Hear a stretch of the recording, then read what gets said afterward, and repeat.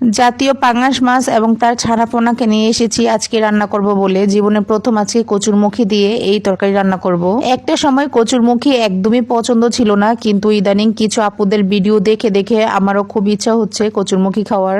এইটা একদম সত্য কথা, খাবারের ভিডিও দেখলে মনে হয় মুখের রুচি বেড়ে যায়, কারণ অনেক কিছুই আছে যেগুলো আগে কখনো ট্রাই করি নাই, ভিডিও দেখে দেখে এখন খাওয়া শিখতেছি। ঝাটকা মাছগুলো দিয়ে কচুরমুখী রান্না করা হবে। এইদিকে কিন্তু মাছ তারপরে বাকি সবকিছু একদম রেডি করে নিয়েছি।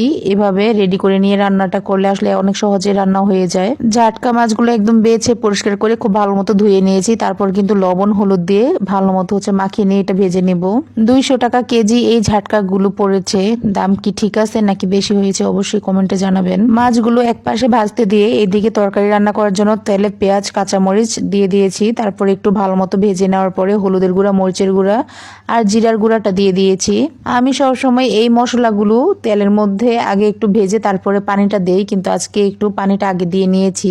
বেশিরভাগ মানুষকে দেখি এভাবে রান্না করে, সেজন্য আমিও ট্রাই করলাম। তারপরে কিন্তু পরিমাণ মতো লবণটাও দিয়ে নিয়েছি। তারপর সবগুলো মশলা খুব ভালো মতো একটু কষিয়ে নিয়েছি। তেলটা উপরে উঠে আসলেই এখানে যে কচু আর সাথে একটু আলু নিয়েছিলাম এগুলো দিয়ে দিয়েছি। কচুরমুখীর এই রেসিপিটা আমার মা আমাকে বলে দিয়েছে কিভাবে রান্না করতে হবে, যেহেতু আগে রান্না করি নাই সেজন্য নিজে পাকনামি না করে একটু মাকে জিজ্ঞাসা করে নিয়েছিলাম।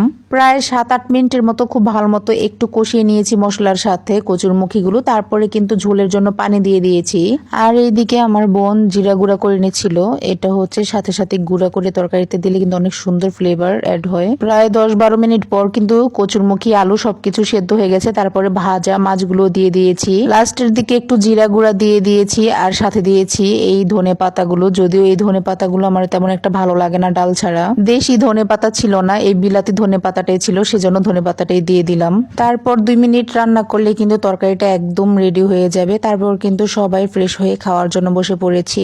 এই তরকারিটা আমার মায়ের সবচেয়ে বেশি পছন্দ, কচুরমুখী দিয়ে ইলিশ অথবা চিংড়ি মাছ। মা বারবার বলছিলেন তরকারিটা আসলে অনেক ভালো হয়েছে, যেহেতু প্রথমবার রান্না করছি সেই তুলনায় তো অনেক বেশি ভালো হয়েছে। আসলে কচুর শাক, কচুর লতি, কচুর এই মুখিগুলো খেতে কিন্তু অসম্ভব রকম মজা। আগে আমরা খাই না কি ভেবে, কিন্তু এগুলা একবার খেলে অবশ্যই সবাই এগুলো বারবার খেতে চাইবে, এতটাই সুস্বাদু, তাই না? মামি কচু শাক রান্না করেছিল এবং আমি খেতে চাই নাই, মামি জোর করে একবার খাইতে বলছে। তারপর থেকে কিন্তু আমার কচু শাক খুবই পছন্দের শাক হয়ে গিয়েছে, মানে সবচেয়ে প্রিয় বলা চলে।